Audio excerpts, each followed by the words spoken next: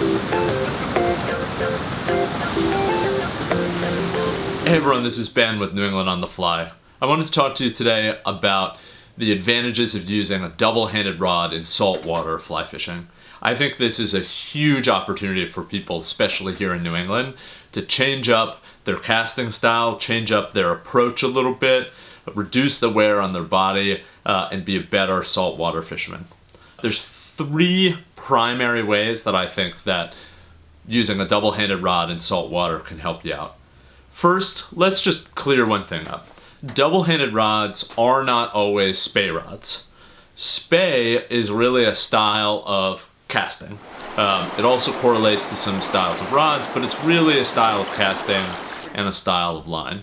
A double-handed rod you can use for traditional overhand casting. You also can use it for roll casting or for spey casting. But we're just talking about double-handed rods, both overhand and in some applications, some spey casting in saltwater as well. First thing I want to talk about is the ease of use and reduced wear on your body. Using a double-handed rod can significantly reduce the wear and tear. If you're like me, you get to the end of a season, you've been fishing a lot, it's October, it's November, it's windy, conditions are rough, and you're punching an 8, 9, 10 weight, whatever it is, into the wind, trying to chase down those last false albacore, those last striped bass that are in the area. Your wrist starts to hurt, your shoulder hurts, maybe your elbow hurts, and you're like, you just gotta get out there, right? No matter what it's doing to you. I find that using a double-handed rod significantly reduces that wear and tear to your body over the course of a season. So you want to be able to fish longer with more comfort, less wear to your body. Try a double-handed rod. Second reason that I think it's a real advantage to you is reach, both vertically and horizontally. So let's start with vertical. If you're fly fishing in the saltwater, you got to cast over some waves, hopefully not too many whitecaps because that might be a little dangerous. If you read Rich Murphy's book on striped bass, he tells a couple of pretty sketchy stories about situations he got himself into in which he had to bail all of his gear.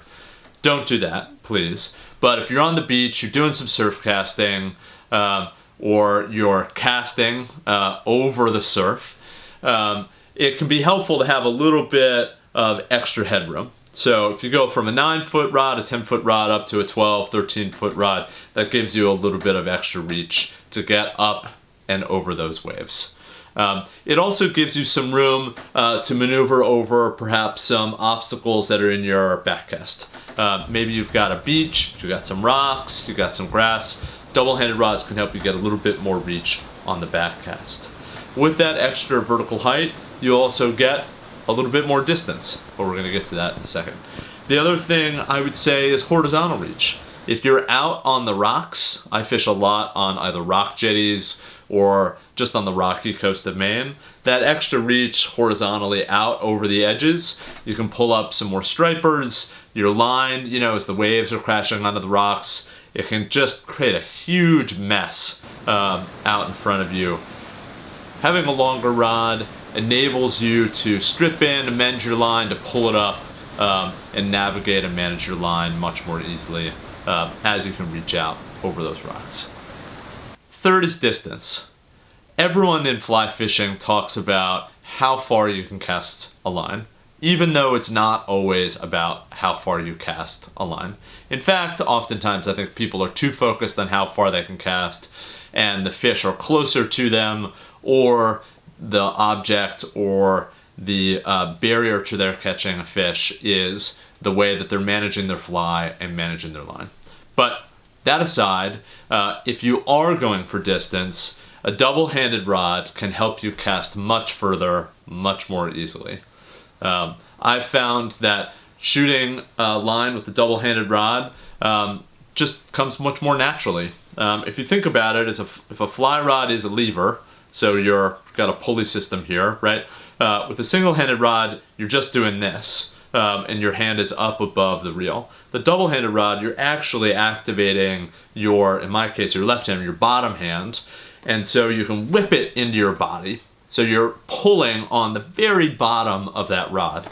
And if it is a double-handed rod, so it's a little bit thicker, it's a little bit longer, you're just going to create a lot more force. And you're going to be able to shoot a lot more line.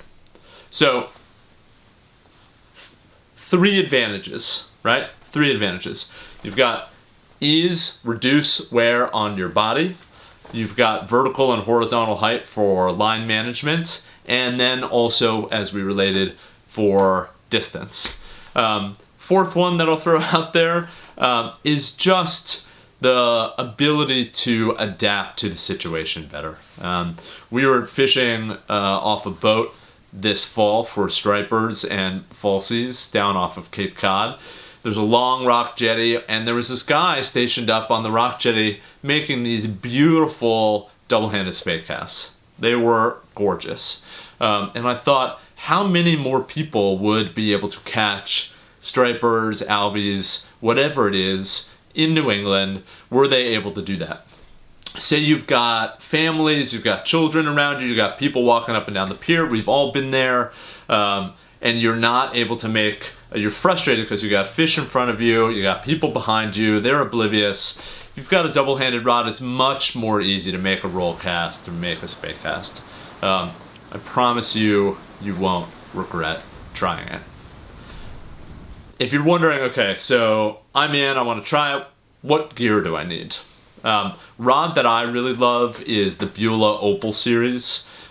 This video that you're watching here is a video of James Shaughnessy, the owner of Beulah. He's got roots in New England, fishes up in Maine a lot in the summertime. His Opal series, which is the double hand saltwater series that he has, is great. It's a slightly lower price point. You're not going to break the bank with these rods. Really well made, good construction, good warranty. James is a really good guy if anything goes wrong. I really recommend these rods. James in Beulah has also worked with Cheeky and some others to conduct some saltwater double-handed casting clinics here in New England. Keep an eye out for more of those in the future potentially.